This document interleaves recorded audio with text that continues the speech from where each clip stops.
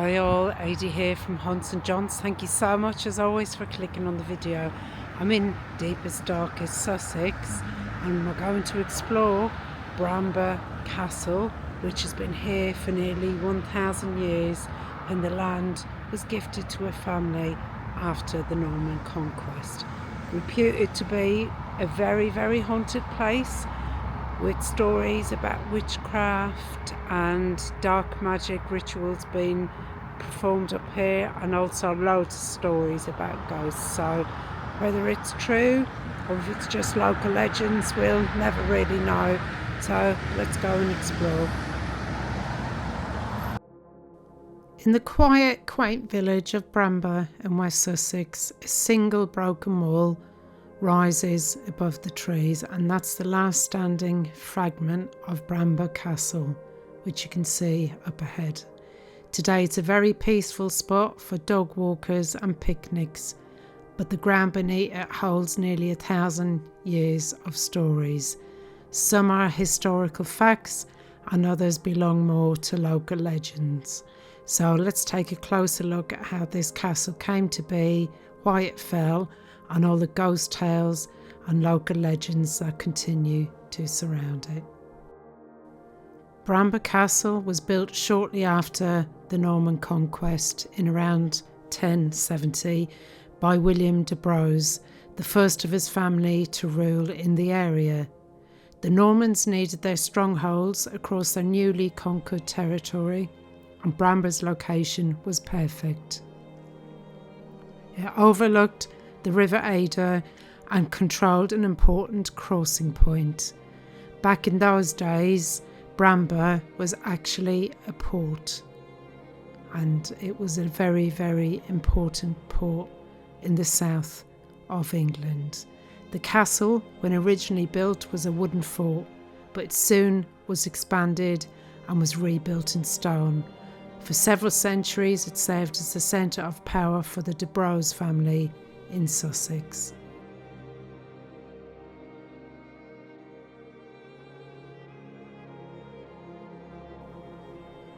The family who built Bramber Castle was influential, but they were not without controversy. One of the most well-known members was William de Braose the Younger. He had a reputation for very harsh rule and acts that earned him many enemies. By the early 13th century, his disputes with King John brought the family into conflict with the crown. Eventually, the de Braose fortunes collapsed, their lands were seized, and the family fell from favour. Without their leadership or resources, Bramber Castle began a very long period of decline. Although the castle remained in use for a time, it was never fully restored. By the 14th and 15th centuries, sections of the walls had collapsed and the site was described as ruinous. During the English Civil War in the 1600s, troops briefly occupied the mound, but there's no record of any major fighting taking place here. After that, nature slowly reclaimed the site, and today only a tall piece of the gatehouse wall remains, leaning at an angle that seems just about stable enough to keep it standing. When I was researching Bramber Castle, I found so many legends and ghost stories, but I will tell you just a few of them. And this is the part of Bramber Castle that keeps visitors so curious. So although the ruins are very peaceful nowadays, the castle has inspired several local ghost stories over the years, none of which can be proved. But of course they've become part of the castle's identity. The most well-known legend speaks of the Bright Lady. It's said to be a female figure dressed in white who was said to appear on or near the mound. Many different versions suggest she may have been a member of the de Braose family. Others say a young woman who was imprisoned unjustly. And some say it's just a local soul who became attached to the land.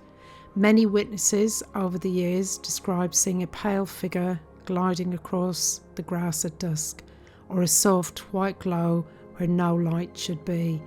Most sightings seem to have been harmless, but just strange enough to make the place feel a little bit eerie when evening settles in. Standing story involves the sound of a drum echoing faintly across the castle grounds.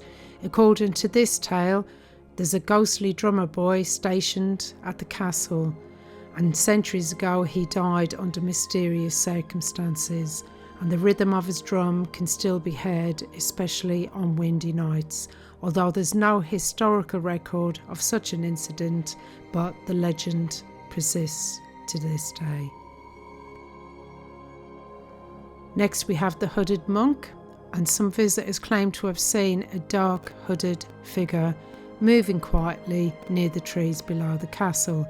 He's described as a monk, possibly connected to a small religious community base once associated with the Braose family.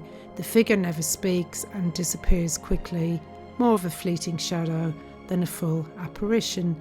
Now, in this section here, when I was coming down those stairs, I wasn't recording at the time. I turned around to say sorry because I thought I saw somebody over my right hand shoulder because I was fiddling around with the microphone on my camera, but there was actually nobody there. So that was a little bit strange.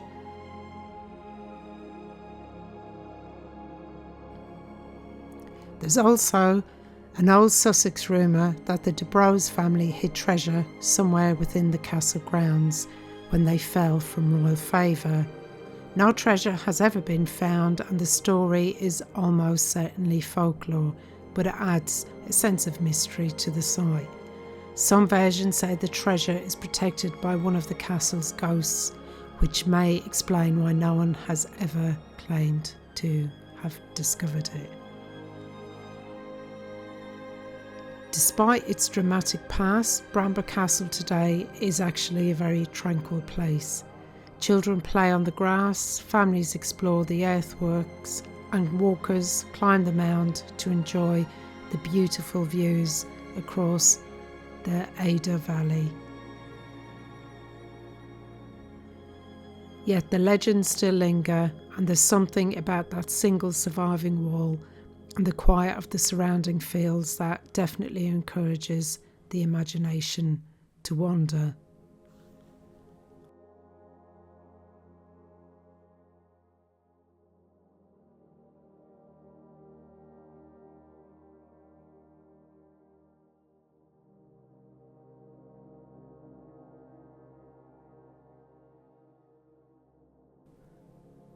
Whether you believe in ghosts or not, visiting the ruins around sunset can be very atmospheric and a really nice experience.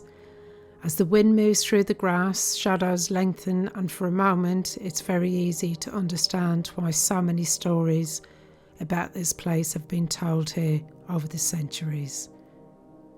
Bramber Castle may stand in ruins, but its history and its folklore ensure it's still very much alive in the minds of those of us who come to visit.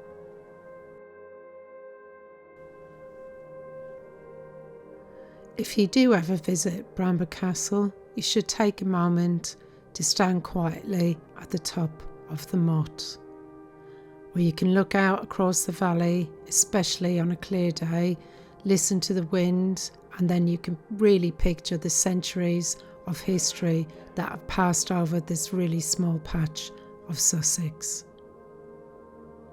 So whether you're here for the history, the legends, or just the beautiful view, Bramber Castle definitely has a way of staying with you. And you may find yourself thinking about the bright lady or the echo of that distant drummer boy long after you've left. And I love how this beautiful tree has grown over one of the walls.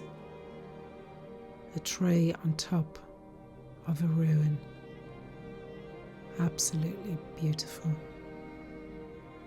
And if you do have time, When you visit, it's worth walking down the bottom and walking around the really deep ditches, and you can actually get such a better view and see how steep the walls actually were.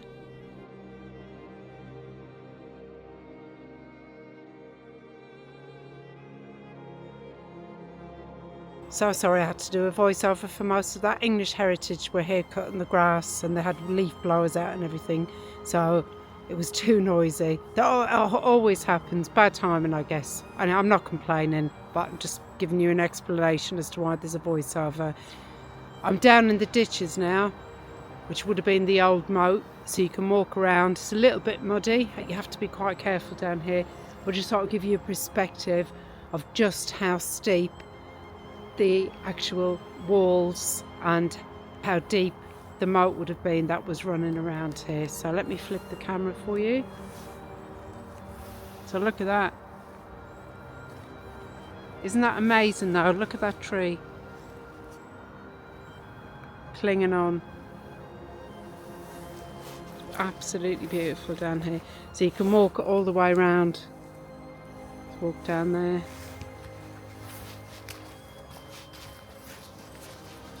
And I'm just going to walk back up to where we actually came in and crossed. Maybe it was originally like, maybe it was the gatehouse or something when we came in, but you can see like there's loads of rocks and debris, and it has just started to rain, so it was good timing to start to wrap things up. It's really coming down there. I don't know if you can hear that on the leaves, but that's just where we walked in. We just walked across that little bridge bit, and then it continues on the other side around by the church. So if the weather was a bit nicer, maybe we could walk around. I do hope you enjoyed my visit to Bramber Castle. Is it haunted? Definitely. I'm going to give it 8 out of 10 spookies. It is very, very atmospheric, shall we say, up here. And obviously there's so many stories. It's really starting to pour now, guys. If you did enjoy it, please do like and subscribe and hit the hype button. That really helps the algorithm. And if you do want to support my channel, I always do like to make a donation to all the old buildings and the churches when I visit to help pay for their upkeep, because I think it's so important that all this history is kept. So if you want to, click on the link for Buy Me a Coffee. You don't have to, totally up to you. So thanks again for watching, and I shall see you for the next one. I'm going to try and get back to the car before I get absolutely soaked.